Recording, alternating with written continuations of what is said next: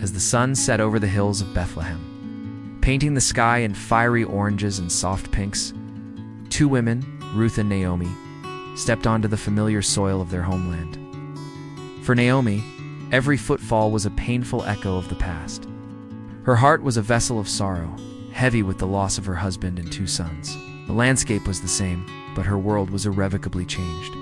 The fields that once promised abundance now seemed to whisper of her deep, personal famine. Beside her walked Ruth, a Moabite woman whose loyalty was a steady flame against Naomi's encroaching darkness. "Where you go, I will go," Ruth had vowed, and her promise was the anchor in Naomi's storm. This wasn't just a return home for Naomi. It was a journey into a future she couldn't yet see, guided by the unwavering devotion of her daughter-in-law. But as they neared the city, the ghosts of her husband and sons haunted her thoughts, a constant reminder of all she had lost.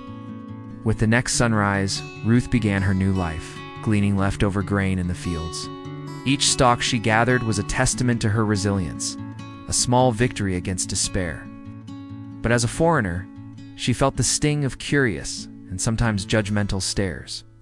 Whispers followed her, yet she kept her head down, her love for Naomi fueling every movement. She was determined to provide, to build a new life from the scraps of the old one. It was there, in the golden fields, that she first met Boaz. A man of standing and wealth, he was surveying his harvest when he noticed her.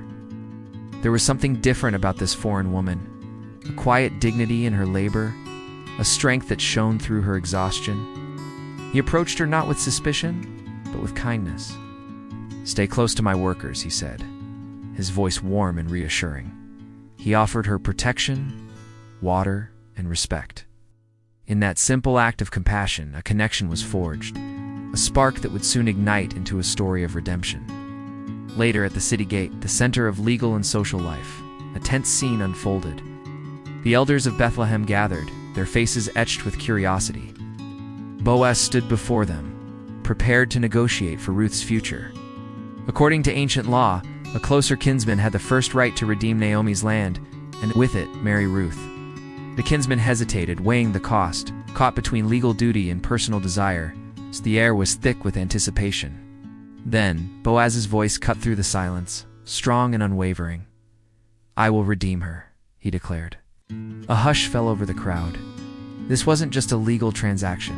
It was a profound commitment, an act of selfless love. The elders, moved by his integrity, murmured their approval. In that pivotal moment, the destiny of Ruth and Naomi was rewritten. A new chapter, filled with hope, had begun. In the days that followed, a remarkable change came over Naomi. The deep lines of grief on her face began to soften. The union of Ruth and Boaz became a cornerstone in the history of their people. The catalyst for this transformation was the joyful cry of a newborn baby Obed. The son of Ruth and Boaz, holding her grandson, Naomi's eyes, once clouded with sorrow, now sparkled with a light she thought was extinguished forever. This child was more than just a baby. It was a symbol of renewal, a continuation of a family line she believed was lost. It was living proof that even after the bitterest winter, spring can return. Their love story wasn't just a personal triumph. It was a thread woven into the grand tapestry of Israel's future. This child, Obed, would one day become the grandfather of King David. Placing this Moabite woman, this foreigner, directly in the lineage of Israel's greatest king, their story became a beacon, illuminating a path of hope for generations to come. This timeless tale beautifully illustrates the interplay between law and love. Boaz didn't ignore his obligations. He fulfilled them with a heart full of compassion. He showed that duty and kindness are not opposing forces, but can work together to create something beautiful. His actions sent ripples of change through the community, challenging prejudices and fostering a spirit of unity. He chose to see beyond Ruth's status as a foreigner and recognized her character, her loyalty, and her worth. Ruth's journey from a grieving widow in a foreign land to a cherished ancestor in the royal line of Israel is a powerful lesson in itself.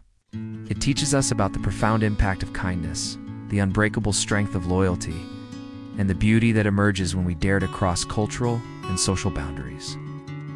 The bonds they formed between mother and her daughter-in-law, between a landowner and a foreign worker, between two people from different worlds, created a rich, an enduring legacy of connection. Ultimately, the story of Ruth is a celebration of redemption. It's about finding a home where you felt like an outsider, about finding hope when all seemed lost. It reminds us that our circumstances do not define our destiny. The legacy of Ruth, Naomi, and Boaz endures as a powerful testament to the transformative power of love, faith, and community.